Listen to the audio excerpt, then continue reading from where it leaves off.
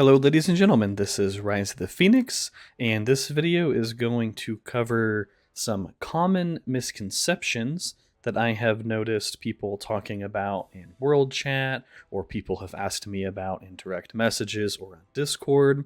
I am in my Season 1 server. We've been replaying Season 1 as a large group. It's been super fun. I forgot how fun Season 1 was.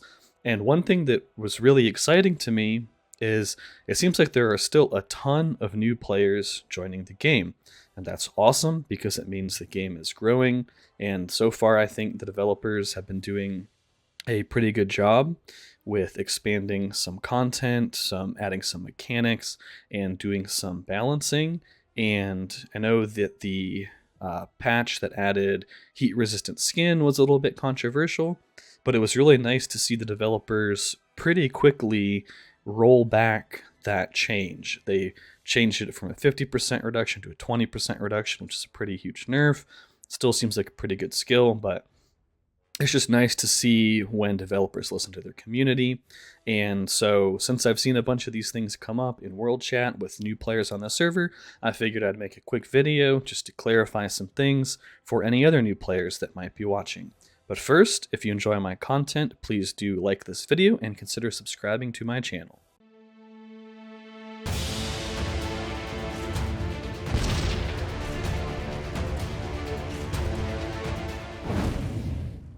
Welcome back, everyone. Let's get right to our first misconception, and that has to do with war mechanics in this game. So fellowships are able to declare wars, and I saw a lot of questions in world chat in the first few weeks on this server. When a fellowship would declare war, people would be like, oh my gosh, who's going to war, yada yada yada. And what you need to understand is that when you declare war, any officer or fellowship leader can click this war declaration button. It starts a timer 6 hours after the button is pressed. Your fellowship enters a state of war. You're not declaring war against any other faction or any other warband or fellowship or anything like that. This is just saying that your fellowship is in a state of war, and that allows you to do full siege damage to any enemy tiles in enemy territory. The other thing that people were doing that I noticed is there's actually no more, surprise, there's no more neutral land. But I saw people declaring wars, for example, to capture Menhiriath. And if a territory is neutral, war is essentially irrelevant. You will always do full siege damage to every tile and the keep and all the structures, etc., if the territory is neutral. Also, whenever you are in your own territory, even if there are enemy forts and stuff in your own territory, which I feel like there were some over here. Whatever, I'm not going to spend a ton of time looking for them. There were some over in this area. We might have cleared them out. I don't remember. But yeah, if it's in your own territory, you always do full siege damage, regardless of siege status. All right, misconception number 2 is with season-ending mechanics. So, believe it or not, the server seasonal goals, progressional goals, whatever you want to call them, they have absolutely nothing to do with when your season will end. Theoretically, your season could end when no faction ever even controls the ring. It's possible. It seems very unlikely, but it is possible. What seems more likely is maybe this one doesn't get complete, if you guys are trying to be nice to everybody or whatever. But yeah, people, after we took the ring yesterday, people were like, oh, thank goodness, the season can finally end. We can move on to Season 2, yada, yada, yada. Unfortunately, that's not how it works. Season 1 lasts pretty much exactly 2 months. And I feel like my Season 2 lasted like 2 months and a week. I'd have to go back and do the exact math on that. At the end of the day, it's just a set amount of time, after which point your season ends. Server progression doesn't matter. Another thing that I have seen people mention is for the goals or targets, I don't know what you want to call them, the things that give you points at the end of the season. The only time that this is calculated is at the very end, the last second, right when the season ends. That's when these rewards are calculated. Whoever has the ring at the end gets the points. Whoever has more than 15 regions is the season 1 goal. Season 2 ones are a little bit different. I imagine season 3 are different as well.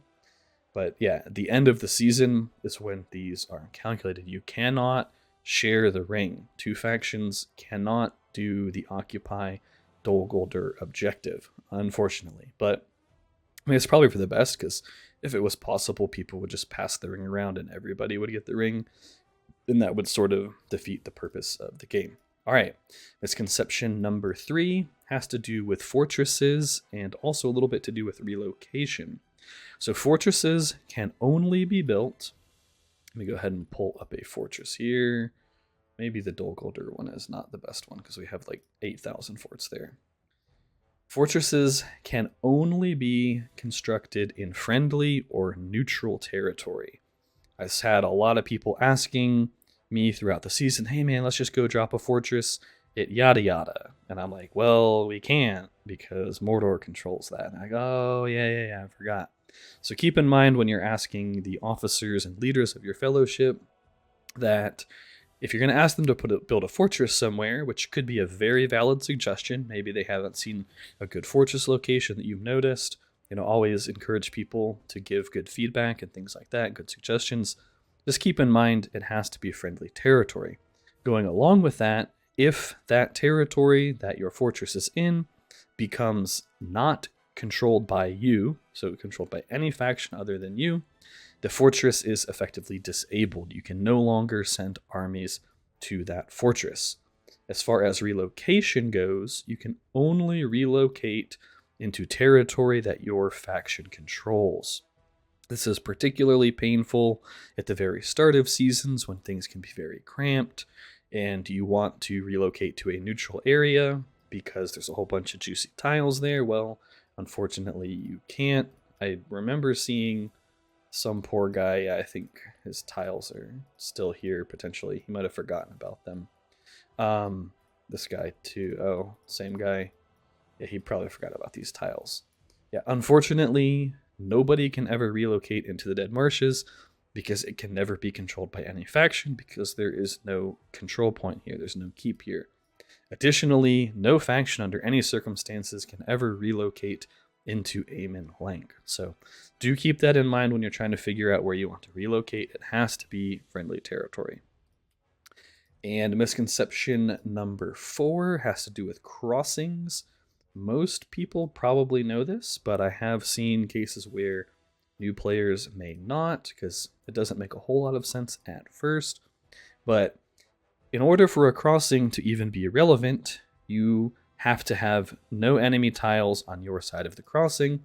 This is because if a faction has tiles on the other side of a crossing, so let's pretend, we're Rohan here. Let's pretend we had some tiles over here. Well, we can just send our armies across the river regardless of the fact that we don't control both sides of the crossing.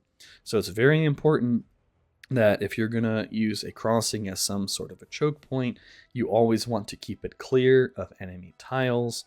This is just good practice, even if that faction is friendly with you. Like we're friendly with Linden and on this server in this season, but you can see we don't have tiles on their side. They don't have tiles on our side. Even if your friends are allies, things always change in this game. People can betray you and backstab you. It's part of the game. And it's going to be a much easier experience for you if they can't just rush their entire army across the river. They would, well, at this point in the server for a normal crossing, they wouldn't have to declare war for it. But very much applicable to critical crossings.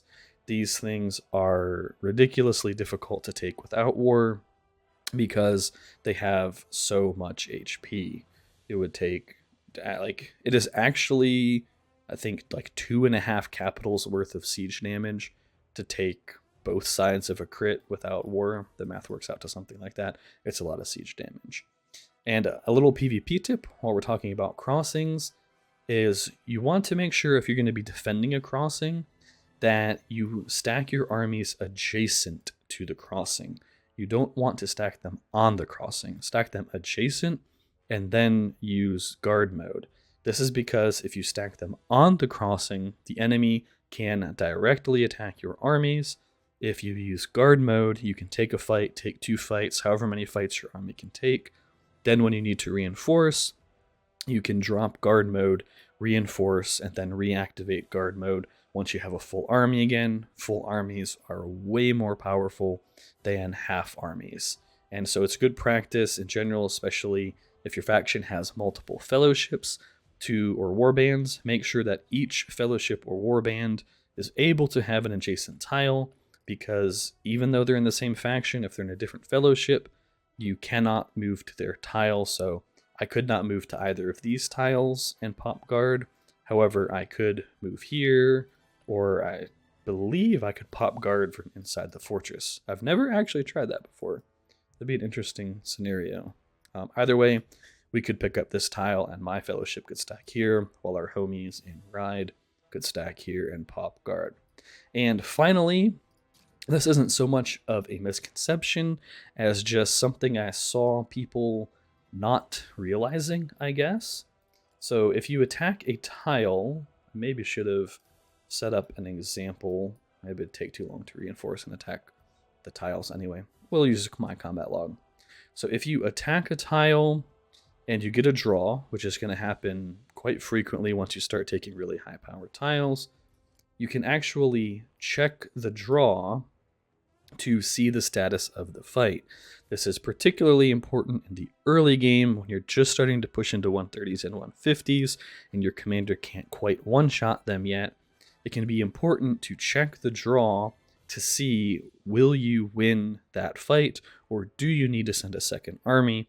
The reason I say it's really important in the early game is because that's when you're really, really starved for stamina more than anything, trying to grind out tiles and level up commanders. If you can hit the tile with one army and then clear it after that draw, then you can save yourself the 20 stamina that you would use to bring your second army in. And 20 stamina is an extra tile. If you were to do that a few times, it can really start adding up. So if you're worried about it, make sure you check the draws, and do keep in mind once you start taking really high power tiles that the tile can reset on you. So 15 minutes after your first army hits, it will reset. And you definitely don't want the tile to reset on you, because especially with like 300s, you're probably already losing a pretty solid chunk of troops there. And then once the tile resets, you're not going to take it. I mean, your armies are going to be half dead, and then it's going to reset and your armies are going to be 100% dead, and you're going to be super sad. So make sure you check your draws and don't let those tiles reset. All right, guys, that's it for this video. I hope you enjoyed it and learned something useful. Let me know if there are any other misconceptions or just little knowledge tidbits that you wish you had known when you first started playing the game, and we can have a nice conversation about them in the comment section down below. I'll see you in the next one. Rise of the Phoenix, over and out.